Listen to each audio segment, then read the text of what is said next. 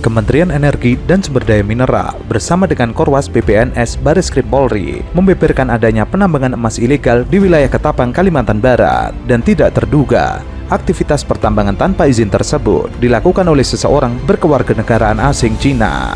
Modus yang digunakan oleh pelaku untuk melakukan aksinya dengan memanfaatkan lubang tambang atau tunnel pada wilayah tambang yang berizin yang seharusnya dilakukan pemeliharaan, namun justru dimanfaatkan penambangannya secara ilegal. Hasil kejahatan tersebut dilakukan pemurnian dan kemudian dibawa keluar dari terowongan tersebut dan kemudian dijual dalam bentuk biji emas. Dengan temuan penambangan ilegal tersebut, tersangka dinyatakan melakukan penambangan tanpa izin sebagaimana yang dimaksud di dalam pasal 158 Undang-Undang Nomor 3 Tahun 2020 dengan ancaman hukuman kurungan selama 5 tahun dan denda maksimal 100 miliar. Dan perkara ini juga sedang dikembangkan menjadi perkara pidana dalam undang-undang selain Undang-Undang Minerba. Yang terjadi di tempat kejadian perkara yang dilakukan oleh tersangka inisial YH yang bersangkutan merupakan warga negara RRT atau Republik Rakyat Tiongkok. Kemudian modus yang digunakan dalam tindak pidana ini adalah memanfaatkan lubang tambang dalam atau tunnel yang saat ini statusnya masih dalam pemeliharaan dan tidak memiliki izin operasi produksi. Sehingga dengan alasan kegiatan pemeliharaan dan perawatan tersebut, pada kegiatan yang ada di tambang bawah tanah tersebut, mereka melaksanakan kegiatan produksi, yaitu pengambilan biji emas di lokasi, termasuk mengolah dan memurnikan di dalam terowongan tersebut. Dan hasil kejahatan tersebut dilakukan pemurnian dan kemudian dibawa keluar dari terowongan tersebut dan kemudian dijual dalam bentuk dore atau bulion emas. Atas kegiatan ilegal tersebut, tersangka dinyatakan secara terang benderang melakukan kegiatan penambangan tanpa izin sebagaimana yang dimaksud di dalam pasal 158 Undang-Undang Nomor 3 2020 dengan ancaman hukuman kurungan selama 5 tahun dan denda maksimal 100 miliar rupiah. Dan perkara ini juga sedang dikembangkan menjadi perkara pidana dalam undang-undang selain Undang-Undang Minerba. Kemudian ini ada beberapa dokumentasi foto-foto barang bukti yang di lapangan karena tim baru selesai melaksanakan tugas tadi pagi.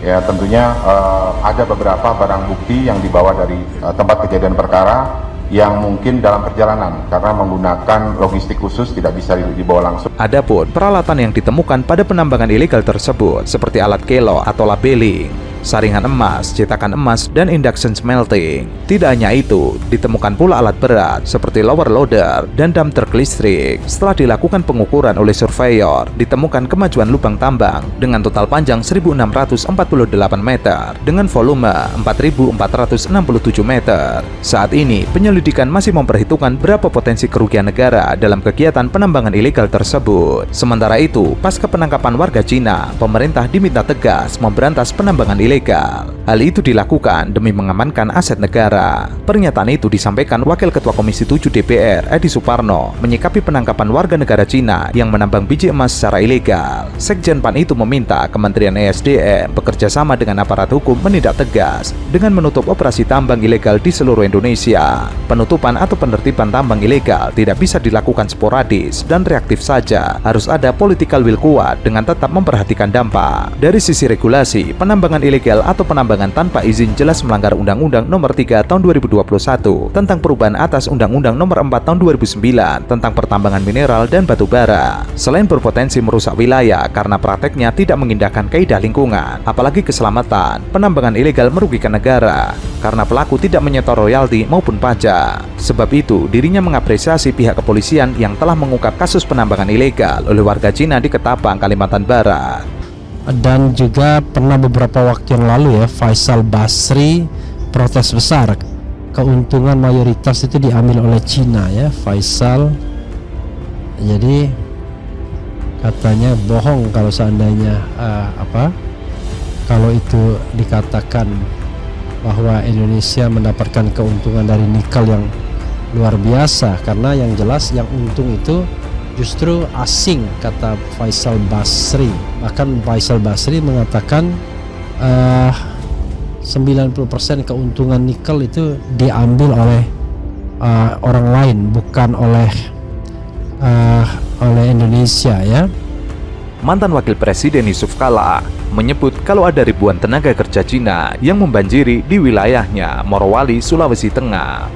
Hal itu membantah pernyataan Menko Kemaritiman dan Investasi Luhut Binsar Panjaitan bahwa tidak ada tenaga dari Cina membanjiri wilayah Indonesia. Hal itu ia ungkapkan dalam talkshow bersama Andi F. Noya.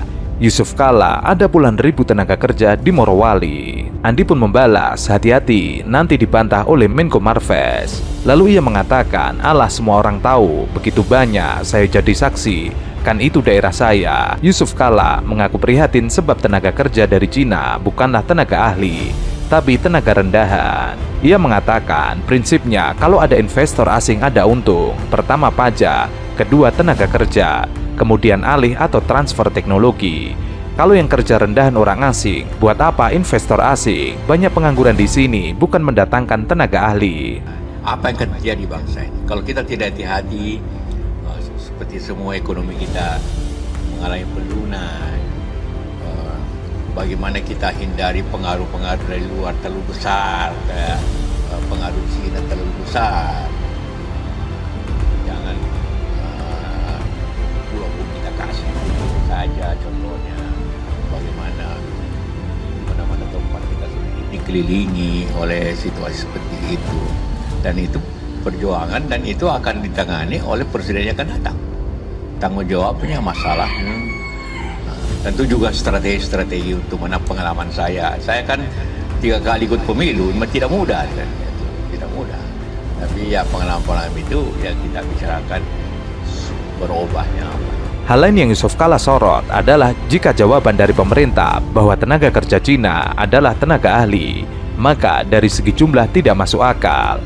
Paling tinggi kalau tenaga ahli itu 10 orang. Saya bikin proyek smelter, paling 3 orang. Tidak ada tukang las, tidak ada tukang baja. Ini ribuan tenaga kerja yang masuk sebenarnya bisa dikerjakan oleh tenaga kerja lokal.